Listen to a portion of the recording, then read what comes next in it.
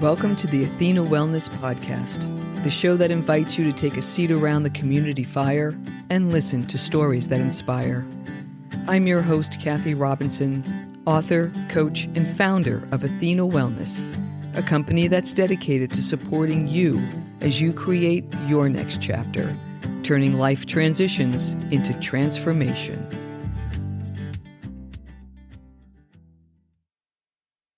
Hello and welcome, friends. Thanks so much for joining me.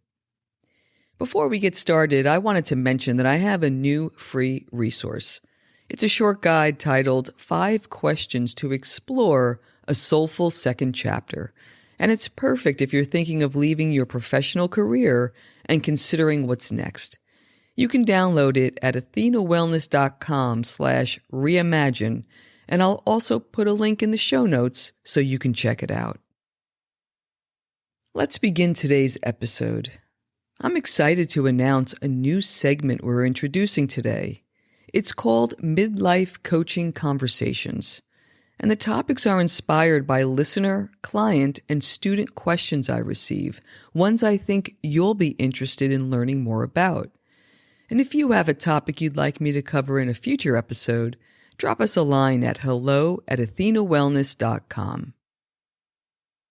Today's theme comes from something I've been noticing not only with my clients and students, but with friends and family as well. And I think the reason why it's becoming so apparent in my world is I'm experiencing something similar.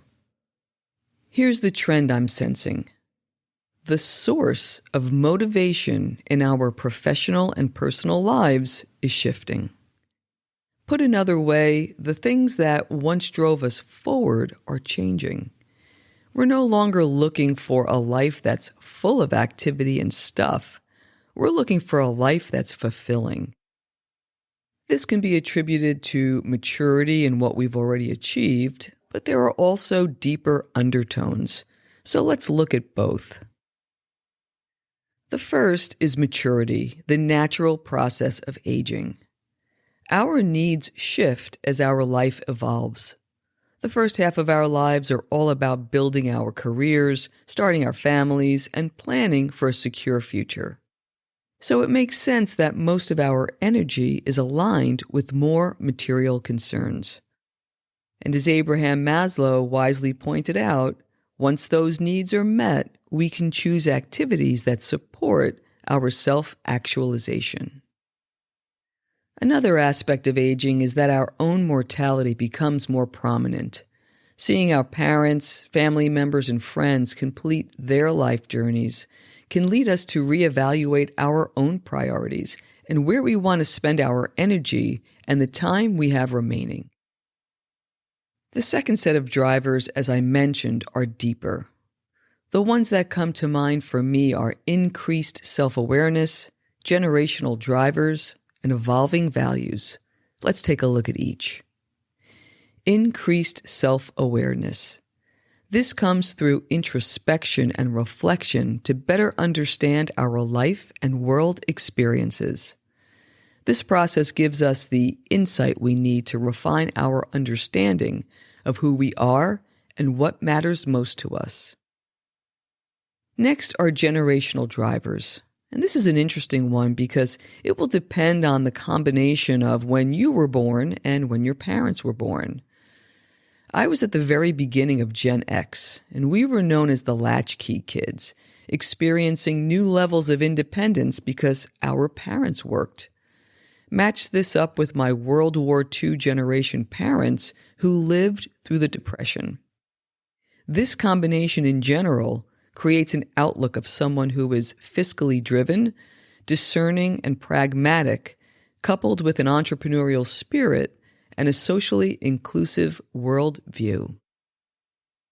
Last of the drivers are evolving values. We're living through turbulent and transformative times, which are accelerating a shift in values. In the last 5 years, we've witnessed seismic events affecting our physical and mental health, workplace, ecology, the economy, politics, technology, and our social fabric. Putting all of this together with greater self-awareness of ourselves, our environment, and our historical drivers, we can get clarity around our core values, the fundamental beliefs that guide our decisions, actions, and life. The shift that many, including myself, are experiencing is that we seem to be turning from the extrinsic to the intrinsic, from external recognition and rewards to internal validation. And I think the palette of what is of value has broadened to include deeper aspects of personal and spiritual growth, creativity, and social impact.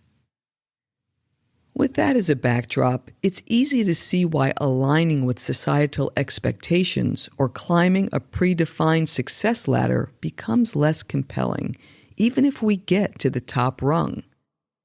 And it's also evident why alternative paths to a fulfilling life that includes activities and experiences that bring us genuine joy and satisfaction are so alluring. So how do you begin to identify and work with your own evolving values? I'll start with some places to look in your daily life, give you some suggestions on how you might incorporate your values into your work, and then end with your takeaway, which is a coaching exercise. First, you'll need to identify your evolving values, and a great place to look at the fundamental principles that guide your decisions and actions are in familiar places where you feel comfortable. And here are 5 that come to mind. 1. Daily routines. Take a look at how you start and end your days, go about your work and household chores, exercise, and spend your downtime.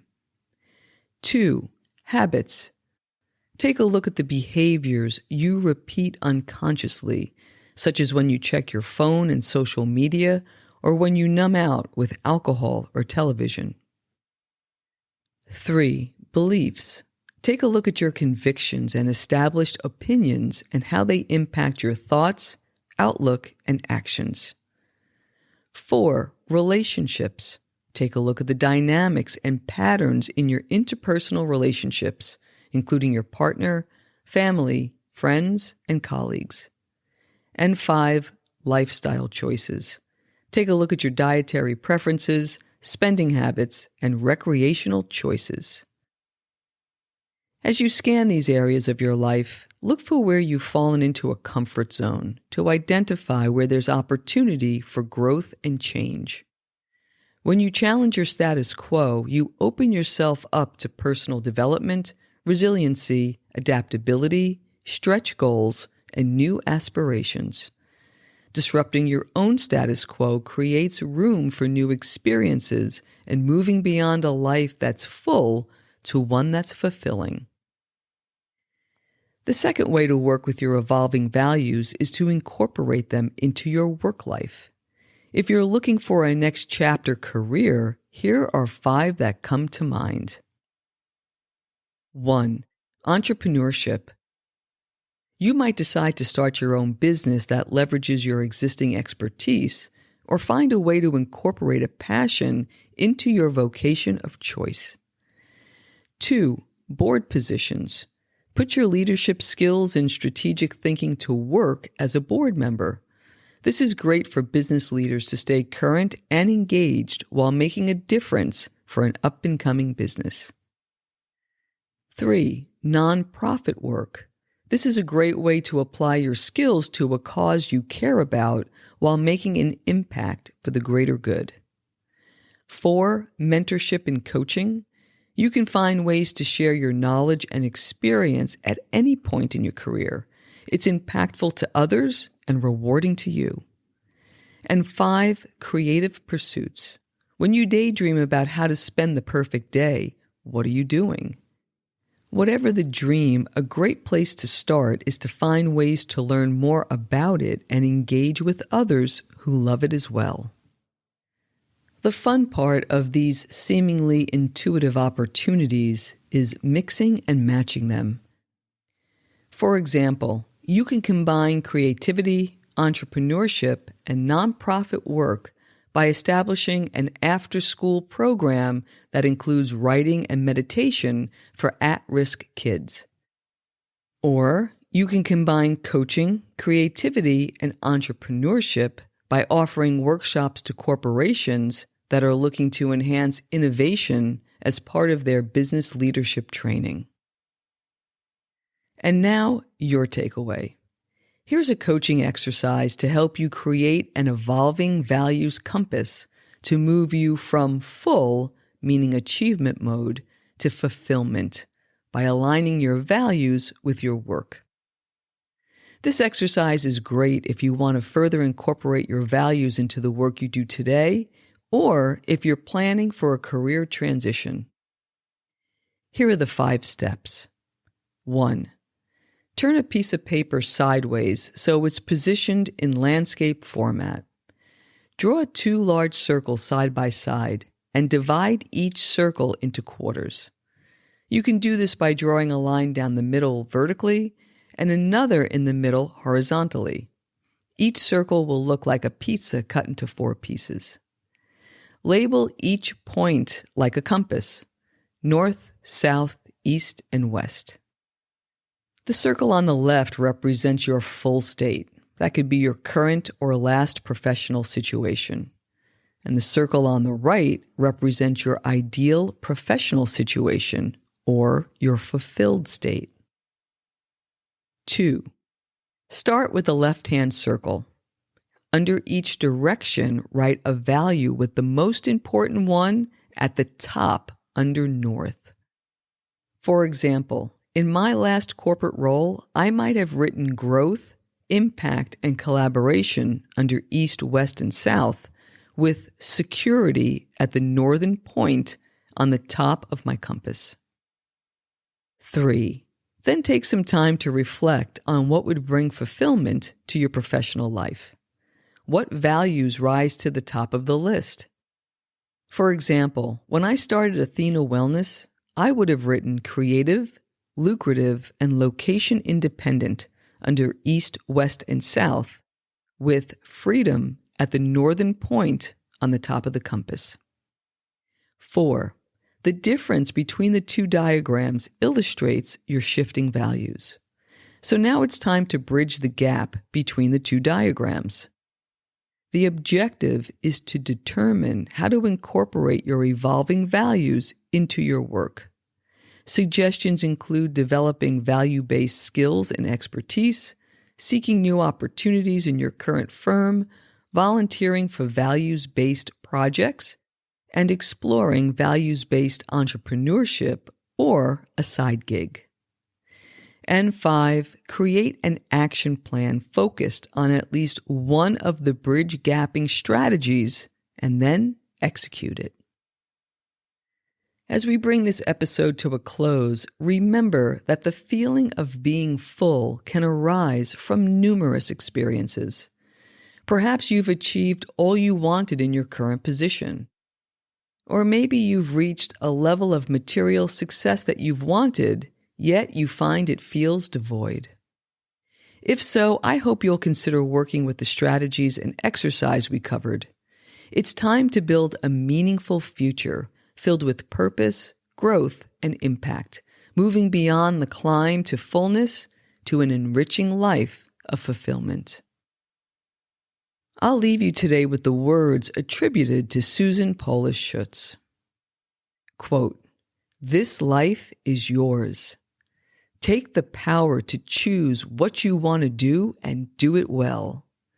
Take the power to love what you want in life and love it honestly. Take the power to walk in the forest and be part of nature. Take the power to control your own life. No one else can do it for you. Take the power to make your life happy." Unquote. Have an amazing day, and I'll meet you right back here next week. Thank you so much for joining me today. I know there are many ways you can spend your time. Thank you for choosing to spend it with me.